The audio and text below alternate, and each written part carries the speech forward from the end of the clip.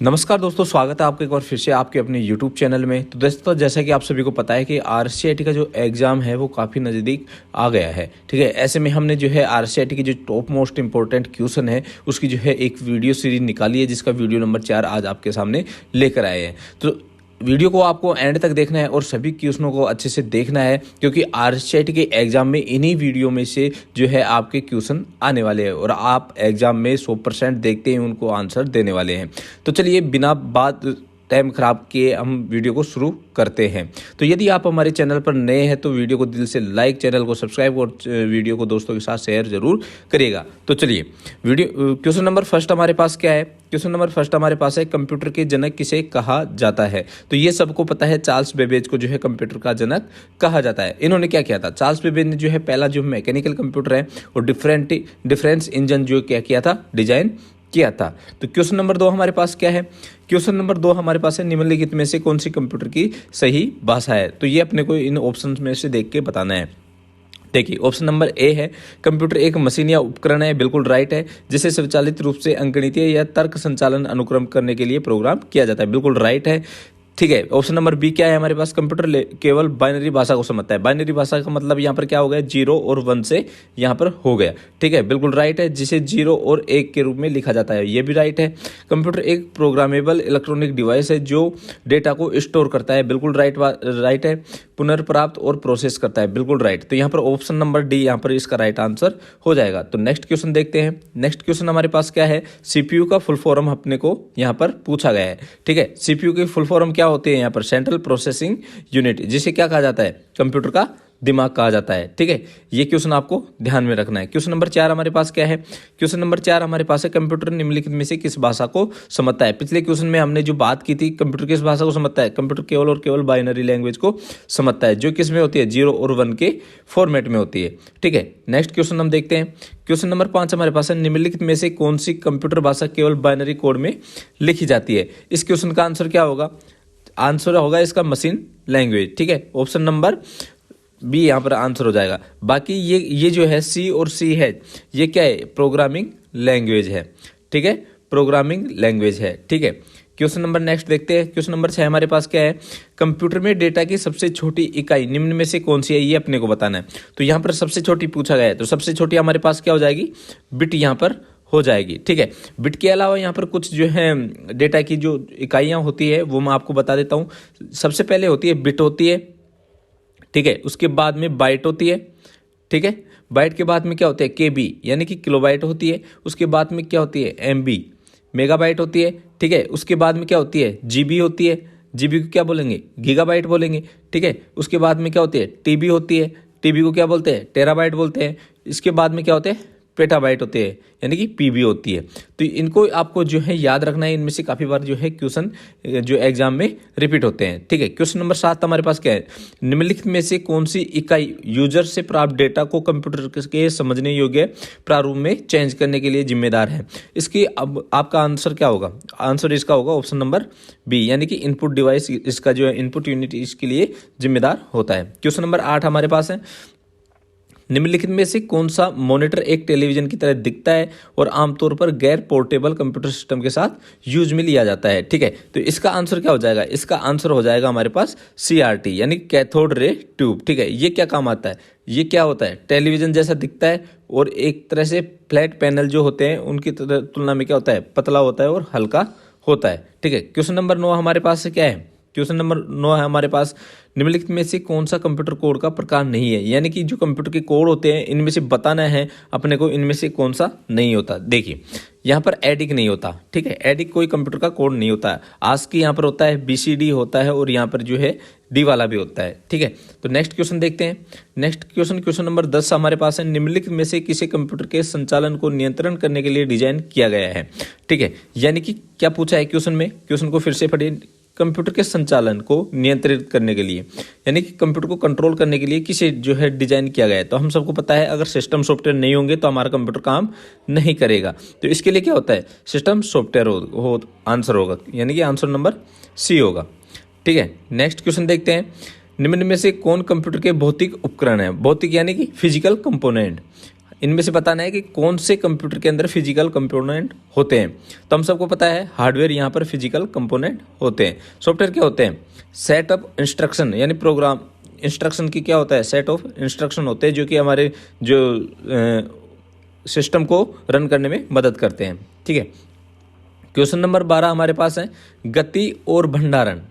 गति और भंडारण क्षमता के मामले में निम्न में से कौन सा कंप्यूटर मेनफ्रेम कंप्यूटर से कम है? मेनफ्रेम कंप्यूटर से कम अपने को बताना है, तो इसका राइट आंसर हो जाएगा मिनी कंप्यूटर। ठीक है, नेक्स्ट क्वेश्चन देखते हैं। क्वेश्चन नंबर हमारे पास 13, निम्न में से कंप्यूटर और बाहरी दुनिया के बीच जो संचार यानी कि कम्युनिकेशन का साधन प्रदान करते हैं वो कौन होते हैं?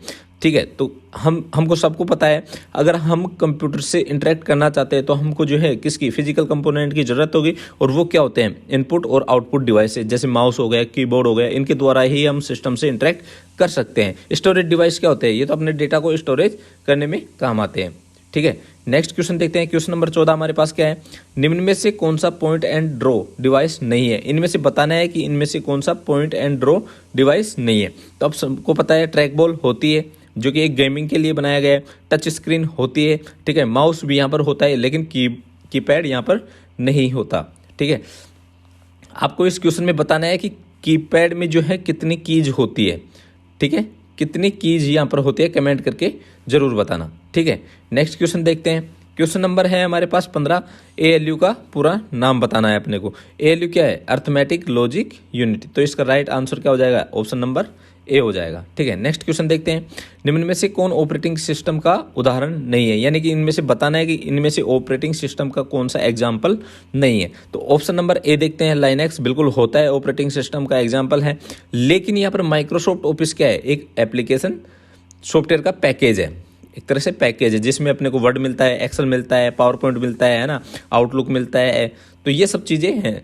तो यूनिक्स भी यहाँ पर है और माइक्रोसॉफ्ट विंडोज आपको पता ही है, ये भी यहाँ पर ऑपरेटिंग सिस्टम का एग्जाम्पल है। क्वेश्चन नंबर 17 अपने पास क्या है? क्वेश्चन नंबर 17 है हमारे पास, निम्न में से कौन सा हार्डवेयर का उदाहरण नहीं है? इनमें से बताना है कि अपने इनमें से कौन सा एक हार्डवेयर का उदाहरण नहीं है। तो यहाँ पर आप सबको पता है MS वर्ड इसका राइट आंसर हो जाएगा। OCR का फुल फॉर्म क्या है? कमेंट करके आपको बताना है। ठीक है, ये क्या काम आता है? जो इमेज होती है ना उसको टेक्स्ट में क्या करता है? मशीन के जो रीडेबल टेक्स्ट फॉर्मेट होता है उसमें कन्वर्ट करता है। ठीक है, प्रिंटर क्या होता है? प्रिंटर इनपुट है या आउटपुट डिवाइस? कमेंट करके आप बताइए। प्रिंटर क्या है? एक तरह से अपने कोई भी जैसे हार्ड कॉपी लेनी है अपने को तो प्रिंटर का यूज किया जाता है। स्कैनर क्या होता है? किसी भी चीज़ को आप स्कैन करके अपने सिस्टम में रख सकते हैं, तो इनपुट डिवाइस हो गया स्कैनर। ठीक है, नेक्स्ट क्वेश्चन देखते हैं। क्वेश्चन नंबर 18 है हमारे पास, ऐसी कुंजी को किसी फंक्शन को चालू या बंद करती है उसे खालिस्तान कहा जाता है। तो इसका जो ऑन और ऑफ की काम आती है हमको पता है। यहाँ पर क्या कौन सी की होती है? टॉगल की यहाँ पर होती है। तो टॉगल की क्या होती है? टॉगल की देखिए कैप्स लॉक हो गया जिससे हम कैपिटल लेटर और स्मॉल लेटर कर सकते हैं। ठीक है, यहाँ पर इंसर्ट हो गया, ये सब टॉगल की है, आपको याद रखनी है। स्क्रॉल लॉक हो गया और एक नम लॉक हो गया। ठीक है, ये सब क्या है? टॉगल कीज है। और यहाँ पर एक ऑप्शन और दिया गया है कंट्रोल कीज का। कंट्रोल कीज होती है हमारे पास कंट्रोल, ठीक है, अल्ट होती है एक, ठीक है, अल्ट के साथ में क्या कौन सी होती है? विंडो लोगो की होती है और एक होती है एस्केप की। ठीक है, ये हमारे पास कौन सी होती है? कंट्रोल कीज होती है।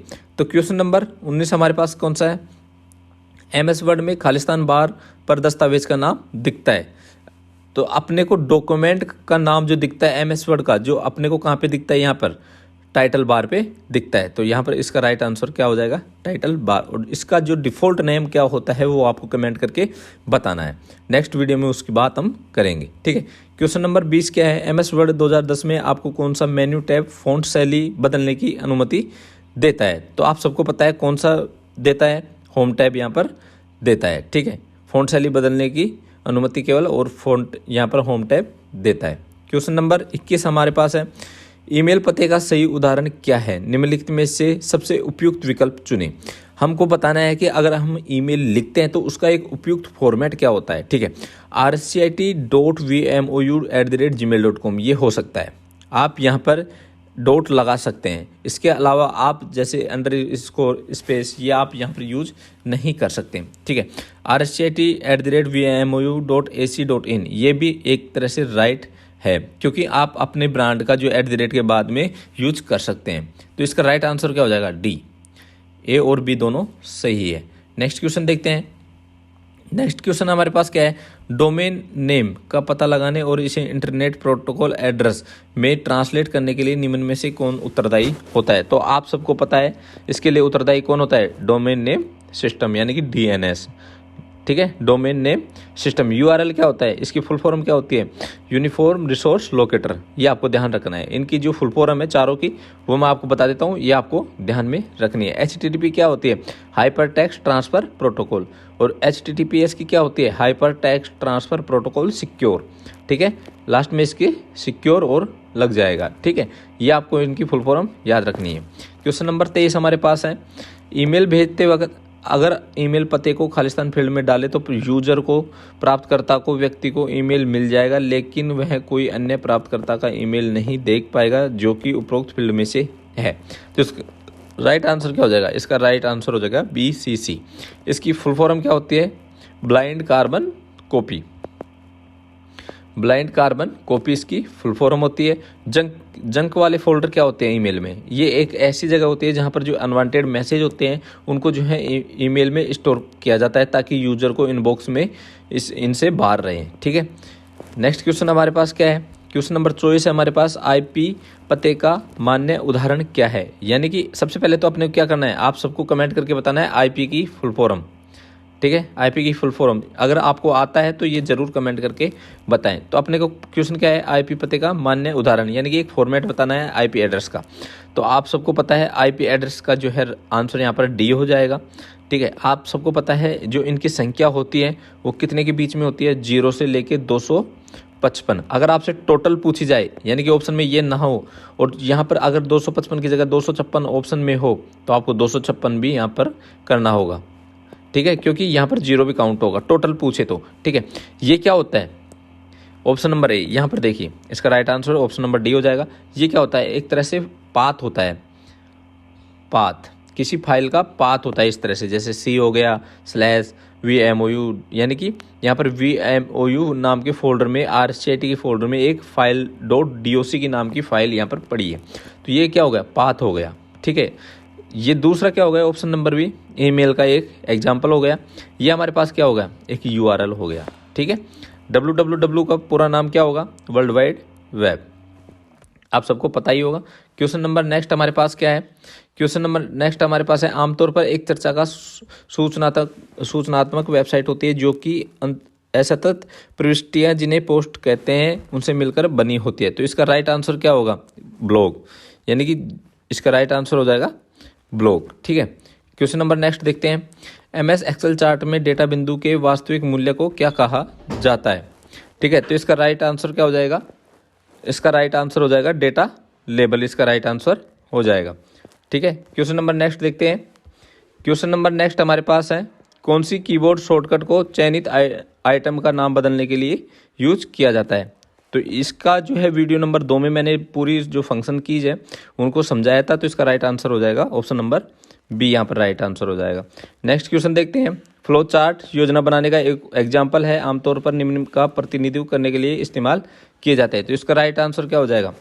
इसका राइट आंसर हो जाएगा यहाँ पर, सॉरी, इसके जो ऑप्शन है यहाँ पर थोड़े मिस्टेक हो गई। इसके ऑप्शन कर लेना आप। एल्गोरिथम, किसी भी तर्क का, कदम दर कदम प्रक्रिया का, और उपरोक्त सभी। तो इसके राइट आंसर क्या हो जाएंगे? इसके राइट आंसर यहाँ पर हो जाएंगे एल्गोरिथम, ठीक है, किसी भी तर्क का, और कदम दर कदम प्रक्रिया का, ठीक है। क्वेश्चन नंबर नेक्स्ट देखते हैं। इनमें से पेन ड्राइव की विशेषता नहीं है, यानी कि इनमें से बताना है कि पेन ड्राइव की कौन सी एक विशेषता यहाँ पर नहीं है। तो आप सबको पता है पेन ड्राइव की विशेषता क्या नहीं है? यह एक ऑप्टिकल ड्राइव का उदाहरण है। यह USB पोर्ट के माध्यम से जुड़ता है, सही बात है। यह एक पोर्टेबल डिवाइस है, सही बात है। इसे डिस्कनेक्ट करना बहुत आसान है और सुरक्षित रूप से कहीं भी ले जा सकता है, ये भी राइट है। तो इसका आंसर क्या हो जाएगा? यह ऑप्टिकल ड्राइव नहीं है, ठीक है। क्वेश्चन नंबर नेक्स्ट देखते हैं। एक खालिस्तान कुंजी में एक या एक से अधिक फील्ड होते हैं जो MS एक्सेस में प्रत्येक रिकॉर्ड को विशिष्ट रूप से का टेबल के रूप में पहचानी जाती है। तो इसका राइट आंसर क्या होगा? इसका राइट आंसर आपको बताना है। इसका राइट आंसर होगा प्राइमरी। ठीक है, प्राइमरी इसका राइट आंसर यहाँ पर हो जाएगा। क्वेश्चन नंबर नेक्स्ट देखते हैं। क्वेश्चन नंबर 31 हमारे पास है, निम्न में से कौन सा फंक्शन MS Excel 2010 में टेक्स्ट स्ट्रिंग की लंबाई को बताता है? ठीक है, टेक्स्ट स्ट्रिंग की लंबाई को पूछा है अपने, टेक्स्ट स्ट्रिंग की लंबाई को हमारे यहाँ पर पूछा है। तो वो किससे काउंट करते हैं? हम लेंथ से करते हैं। सम से क्या करेंगे? किसी भी जो है सेल के मान को हम काउंट जोड़ते हैं। ठीक है, लेंथ से हम उनकी लेंथ निकाल सकते हैं। ठीक है, क्वेश्चन नंबर नेक्स्ट देखते हैं। क्वेश्चन नंबर 32 हमारे पास है, MS Excel 2010 में स्ट्रिंग के शुरू और अंत के रिक्त स्थान और डुप्लीकेट रिक्त स्थान को हटाने के लिए खाली स्थान फंक्शन का इस्तेमाल किया जाता है। तो इसका राइट आंसर क्या हो जाएगा? ट्रिम करते हैं हम उसको। तो इसका राइट आंसर हो जाएगा ट्रिम, इसका राइट आंसर हो जाएगा। क्वेश्चन नंबर नेक्स्ट है, आप जीमेल में ईमेल संदेश कैसे लिख सकते हैं? यानी कि आप ईमेल जो भेजेंगे तो सबसे पहले आप कहाँ पर क्लिक करेंगे, वो यहाँ पर पूछा है। तो हम सबको पता है कंपोज के ऊपर हम क्लिक करेंगे तभी हम किसी ईमेल को लिख सकते हैं। क्वेश्चन नंबर नेक्स्ट हमारे पास है, वेब पेज देखने के लिए यूजर को वेबसाइट का पता दर्ज करना होता है जिसे खालिस्तान कहते हैं। तो इसको क्या कहते हैं? देखिए क्वेश्चन नंबर क्या है, वेब पेज देखने के लिए यूजर को वेबसाइट का पता दर्ज करना होता है जिसे क्या कहते हैं? यानी कि हम इसको कहते हैं URL कहते हैं, यूनिफॉर्म रिसोर्स लोकेटर। जैसे www.rkcl.com ये क्या हो गया? एक URL हो गया। ठीक है, क्वेश्चन नंबर नेक्स्ट देखते हैं, निम्न में से एक इनपुट डिवाइस है।